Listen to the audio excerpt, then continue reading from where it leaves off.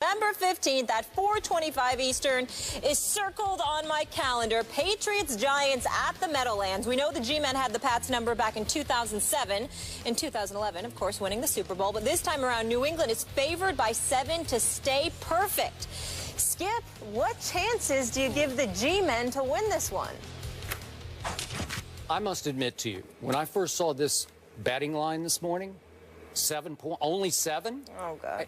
It sort of gave me pause. I thought, well, somebody in Las Vegas, people who are very smart at what they do, they're giving the Giants a little bit of respect here. Just a little bit. It's only 7. I thought it might be 10. And I will be the first to admit to you, Eli Manning against the Patriots scares me to death. I'm not kidding. I'm not faking. I'm telling you from my heart, he scares me to death. Eli Manning versus New England has nuclear capability. You want to know why? He is descended from, as you always say, NFL royalty. Son of Archie, little brother of Peyton. And Eli Manning grew up around pro football thinking he was really great at what he was about to do because his father was really good and his big brother is really good, and he should be really good. He's 6'5", he's got all the talent in the world, and he is the weirdest quarterback in the history of this league. I never know what to make of him. You say Jay Cutler is emotionless and hard to read, and what's your other word, apathetic or whatever. Half the time I think Eli's Jay Cutler, except Eli he's Jay Cutler with 2 of the most unlikely and lucky playoff runs in the history of this league. Both of them resulting in Super Bowl wins, lucky Super Bowl wins over my New England Patriots, my Tom Brady Patriots. And I never know if Eli cares or doesn't care because he will try anything at any moment, and if it blows up in his face, he just shrugs and goes on because he's Eli Manning. His father's Archie. His big brother's Peyton. He's made all the money he'll ever need in the world, and he just goes on to the next play, which is why Eli Manning has led this league in turnovers, in interceptions 3 times. And my favorite stat, would you believe that since the start of 2007, listen to this, Jay Cutler is 2nd in the NFL in turnovers since the start of 2007. Guess who leads in turnovers since 07, the start of 07? Eli, by far. He has 181 turnovers to Jay Cutler's 2nd place, 161. That's Eli Manning. When you least expect it, he will just blow up, and then he'll blow up on you. And listen, those 2 plays in the Super Bowl, the first one to Tyree, it's the biggest pass in a prayer I have ever seen. It's 3rd and 5 at the 44, their own 44. I don't know how he got away because he's not that athletic. And then he just flings it to nowhere. I don't know what Rodney Harrison was doing. He wasn't doing anything. We'll talk about him later in the show. But all of a sudden, Tyree goes up, and it sticks in his face mask. I wouldn't say he wasn't doing anything. Yeah, well, I saw him jump up and you got to get your hand on the ball. It hangs up there for 14 seconds. You got to get your hand on the ball, and it sticks in Tyree's face mask. He'd caught 4 balls all season. This is impossible. And Tom Brady had done what he always does. He had clutched up and thrown the touchdown pass to Randy Moss with a couple of minutes left, and all of a sudden it's 14-10, and all of a sudden it's 17-14 Eli. How did he do that? And then in the next Super Bowl, Eli, they're backed up, they're in jail, they're stuck at their 12-yard line, and he throws one down the chimney to Manningham. It was a great throw. That was a great throw. I got to tell you.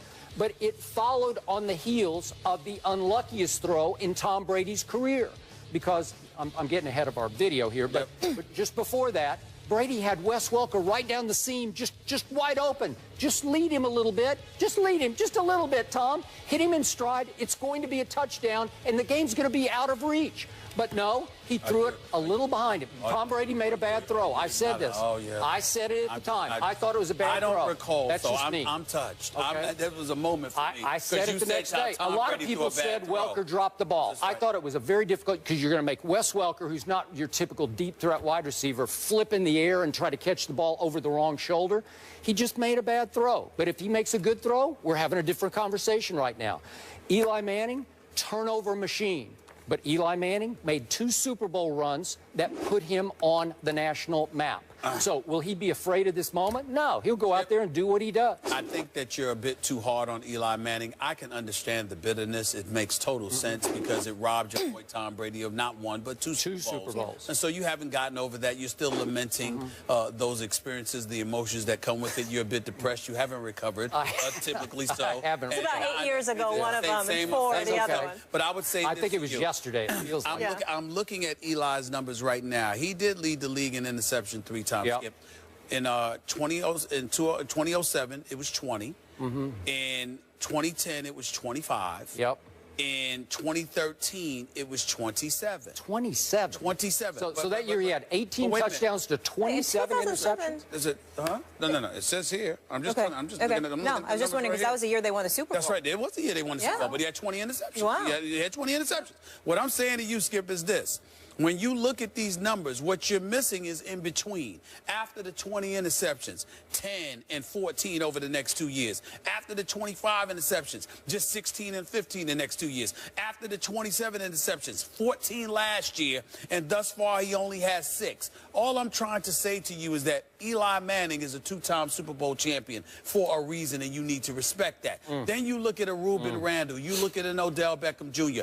I don't recall Eli Manning having those requisite weapons. Manningham was good, and you had some other weapons, but you didn't have an Odell Beckham Jr. on your squad. You look at some of the guys, some of the responsibility, rather, that Tom Coughlin and the Giants organization has placed on Eli Manning's shoulders. You know, it's similar to what is asked of Tom Brady in order to do what he did, except for some reason, whether it's schematically or otherwise, okay, you have continuity with the coordinators. You have continuity with Bill Belichick. Even though you've got the continuity with Tom Coughlin, there's always been some upheaval as to what the offense should be doing because of the offensive line, the lack of protection to Eli, the absence of a running game. There's been a whole bunch of stuff that comes with it. So I don't look at Eli as some marginal quarterback, and I don't talk about him that way. There at no time has Eli Manning reminded me of Jay Cutler.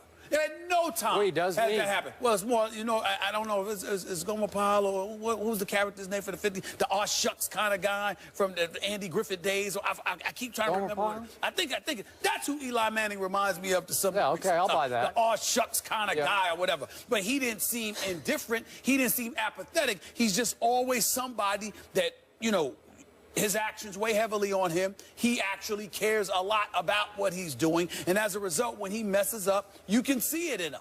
You don't. It's not like I don't see a guy. I've never looked at Eli and felt like he didn't care. No. I don't think it bothers him a bit to throw an interception. I just don't. Oh yeah, that's because he's Eli Manning. Well, listen, he'll be just fine. He's not going to lose his job. That's not the Eli I see, and I don't think it's the Eli Molly see. No. I think it's the Eli you see because you're trying to knock him because he beat your boy 2-on-1 again. I knew it. I knew it. It's okay. It's 2-on-1. I appreciate the help, but I don't need it. Let me be very, very clear. You haven't gotten over the fact that your boy lost 2 Super Bowls to Eli Manning. Okay, so I'm looking at the QBRs for Eli Manning every full season since 07. Okay. I don't even see one over 66. It's on scale of 0 to 100.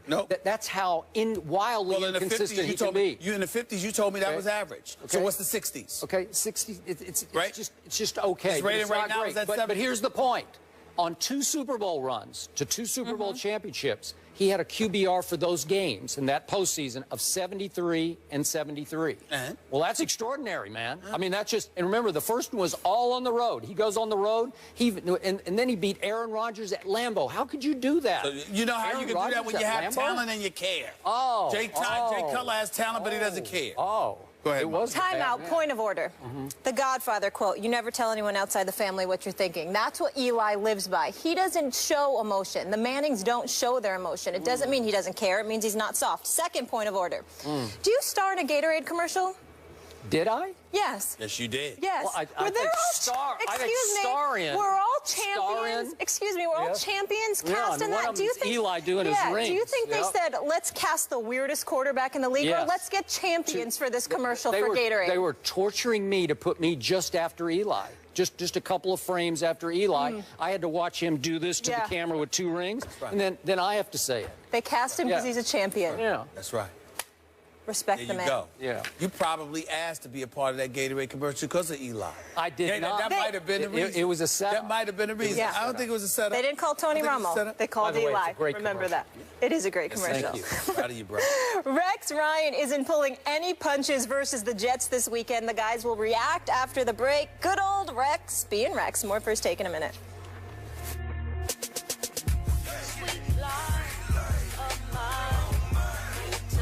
The Bears get their third victory of the season, defeating the Chargers at Qualcomm 22-19.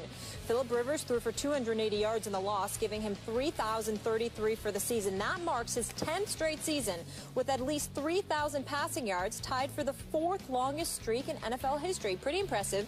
But his team has just 2 wins this season and holds the last spot in the AFC West. Skip, how would you rank Phillip Rivers' career? I don't know for sure. This guy baffles me. He's always baffled me. We did a show in Miami around the time LeBron broke through and won his first ring. Remember that over the Thunder? Mm-hmm. And we had a question in the show about Phillip Rivers, it's about which athlete needs to break through now. Who has the most pressure on him? So I'm going back. What is that? 5 years almost now. 4 years, and I picked Phillip Rivers. He needs to validate his sort of top 10 ranking as a top 10 or even top 5 quarterback statistically with something big in the playoffs, a big playoff run. And the only way